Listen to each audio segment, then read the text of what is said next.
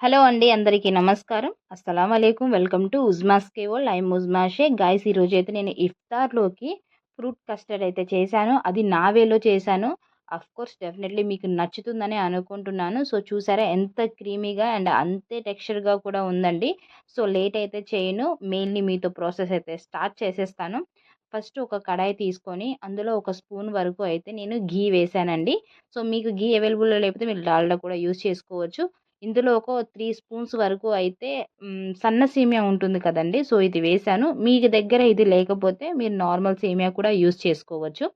So, లైట్‌గా దీనికి brown కలర్‌లో షేడ్ అయిన తర్వాత ఇదైతే ఒక 2 మినిట్స్ ఫ్రై చేసుకోవాలండి. ఫ్రై చేసుకున్న తర్వాత నేనిక్కడ 1 లీటర్ వరకు అయితే పాలు తీసుకున్నాను. నేనొక 15 మెంబర్స్‌కైతే పంపుతున్నానండి. 1 లీటర్ పర్ఫెక్ట్‌గా అయితే సరిపోతుంది. సో, పాలు పోసిన తర్వాత ఒక 10 మినిట్స్ కంటిన్యూగా దీన్ని కలుపుతూ ఉండాలండి. సో, ఇలా కంటిన్యూగా కలిపిన తర్వాత ఒక 2 మినిట్స్ అయితే పక్కన పెట్టుకోవాలండి. ఇందులో నేనైతే ఒక 3 స్పూన్స్ వరకు అయితే షుగర్ తీసుకున్నాను. మీరు కావాలంటే బెల్లం కూడా యూజ్ చేసుకోవచ్చు. అది నేను మీకు నెక్స్ట్ రెసిపీ ఒక స్పెషల్ రెసిపీ చూపిస్తాను. అది కూడా బెల్లంతో. ఎందుకంటే షుగర్ నచ్చని వాళ్ళు చాలామంది ఉంటారు. సో, వాళ్ళ కోసం నేను బెల్లంతో కూడా చేసి చూపిస్తానండి. సో, కొంచెం వేరే ప్రాసెస్‌లో అయితే చేసి చూపిస్తాను. సో, ఇందులో నేనైతే ఒక 3 స్పూన్స్ వరకు అయితే కస్టర్డ్ పౌడర్ అయితే తీసుకున్నానండి. సో, 3 స్పూన్స్ కస్టర్డ్ పౌడర్‌లో ఒక హాఫ్ గ్లాస్ వరకు అయితే నేను పాలు పోసి మొత్తం ఎక్కడ ఉండలు లేకుండా కలుపుకోవాలండి. సో, చూస్తున్నారు కదా! ఈ విధంగా అయితే మొత్తము కలుపుకోవాలి. సో, కలుపుకొని అయితే పక్కన పెట్టుకోవాలండి. మోస్ట్‌లీ ఏంటంటే ఇవి ఉండలుగా ఉంటే మంచిగా కలవదండి. పాలల్లో కూడా ఉండలుండల్లాగే ఉంటుంది. సో, దాన్నైతే పక్కన పెట్టేద్దాము. ఇప్పుడైతే స్టవ్ మీద పాలున్నాయి కదా! ఇవైతే వేడైపోయాయండి. సో, మొత్తము పంచదార వేసాం కదా! ఇందులో ఒకసారి కలిపి మూత పెడదాము.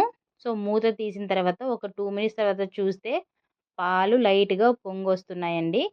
సో, మనం ముందుగా ఫ్రై చేసుకున్న సేమియా కూడా అందులో ఉంది కదండీ! సో, చూసారా ఎలా ఉడికిపోయిందో? ఇప్పుడైతే పాలు తెరల కాగుతున్నాయి కదా! అందులో మనం ముందుగా మిక్స్ చేసిన ఈ కస్టర్డ్ పౌడర్ అండ్ పాలు 2 కలిపి ఇందులో వేయాలండి.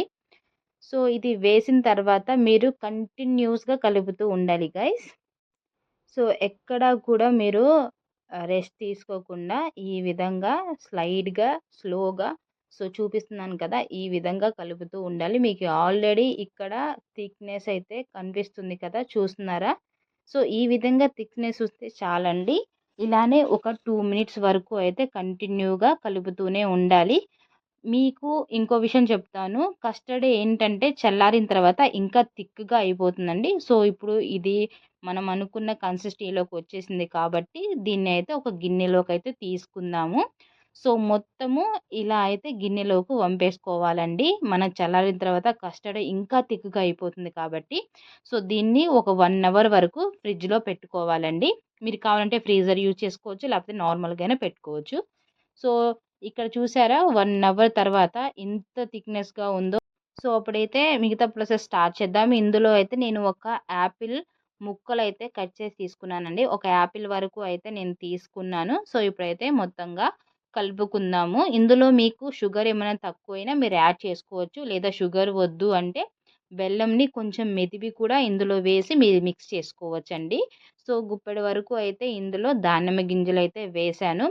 అండ్ ఇందులోనే ఒక 200 గ్రామ్స్ అయితే బ్లాక్ గ్రేప్స్ అండ్ ఈ గ్రీన్ గ్రేప్స్ అయితే వేశానండి. సో, మొత్తము ఇప్పుడు మంచిగా అయితే కలుపుకుందాము.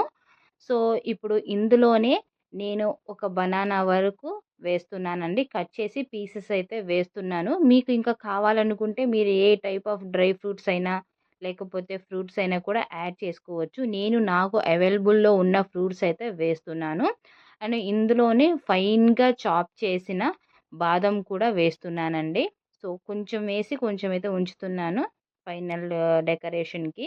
అండ్ ఇందులోనే ఫైన్‌గా చాప్ చేసిన కాజు కూడా వేస్తున్నాను.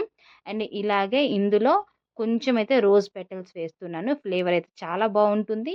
సో, మీకు ఇందులో రోజ్ పెటల్స్ వద్దు అనుకుంటే రోజ్ ఎసెన్షియల్స్ ఫ్లేవర్స్ ఏదైనా వేసుకోవచ్చు. అంతేనండి. చాలా సింపుల్. మీరు కూడా మీ ఇంట్లో డెఫినెట్‌లీ ట్రై చేయండి. ఈ వీడియో మీకు నచ్చింది అని అనుకుంటున్నాను. నచ్చితే లైక్, షేర్, సబ్స్క్రైబ్ చేయండి. అండ్ ఇంకొకటి మీరు తినే ముందు 1 అవర్ ఫ్రిడ్జ్‌లో పెట్టుకొని తినండి.